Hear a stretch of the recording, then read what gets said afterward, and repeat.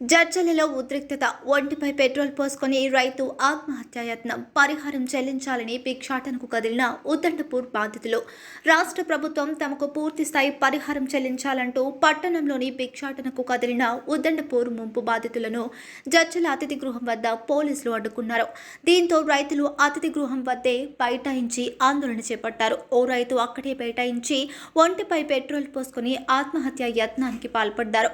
దీంతో ఒక్కసారి గందరగోళం వాతావరణం నెలకొంది. మహబూబ్ నగర్ జిల్లా ఉద్దండపూర్ సమీపంలో నిర్మిస్తున్న ప్రాజెక్టు ముంపు బాధితులను తమకు ప్రభుత్వం పూర్తి స్థాయి పరిహారం చెల్లించాలని గత 8 రోజులుగా రిలే నిరాహార దీక్షలు కొనసాగిస్తున్నారు.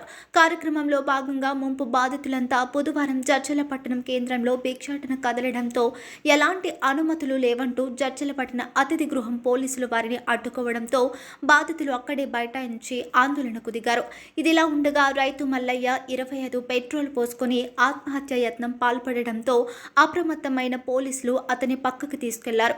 దీంతో ఒక్కసారిగా పరిస్థితి ఆందోళనకరంగా మారింది. దీంతో ఆగ్రహించిన సహచర రైతులు తమ ఆందోళనకు తీవ్రతరం చేశారు. దీంతో పోలీసులకు రైతులకు ర్యాలీ తీయడం అనుమతించడంతో జడ్చల పట్టణంలో భిక్షాటన చేస్తూ ప్రభుత్వం తమకు అందించాల్సిన పరిహారం పూర్తి స్థాయిలో అందించాలని డిమాండ్ చేశారు.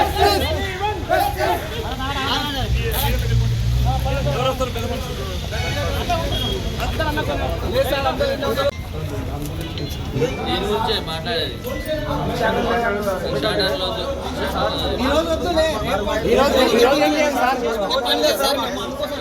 భిక్షాటనలు అన్నీ చేయొద్దు. అయ్యా రేపు ఆర్డీఓ గారు వస్తారు, మీ సమస్యలు ఏందో అడగండి. మాకు ఈ రోజు పరిహారం వస్తేనేమో మేము సార్ డైరెక్ట్ పరిహారం ఇచ్చేసి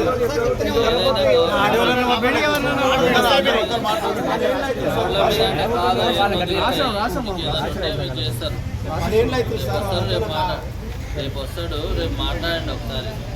ఇక భిక్షాటనలు అవన్నీ కాదు, వేస్ట్. రోడ్ల మీద మీ సమస్యలు ఉంటాయి, మీ దాని గురించి చూసుకోండి. కానీ అట్లా రోడ్ల మీద వద్దు. రేపు రోడ్ల మీద పోతాయి కదా సార్,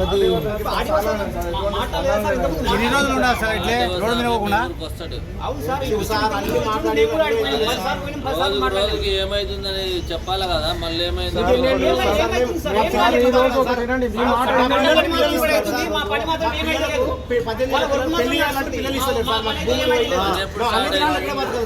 ఎప్పుడు స్టార్ట్ అయింది? 12 సంవత్సరాలు.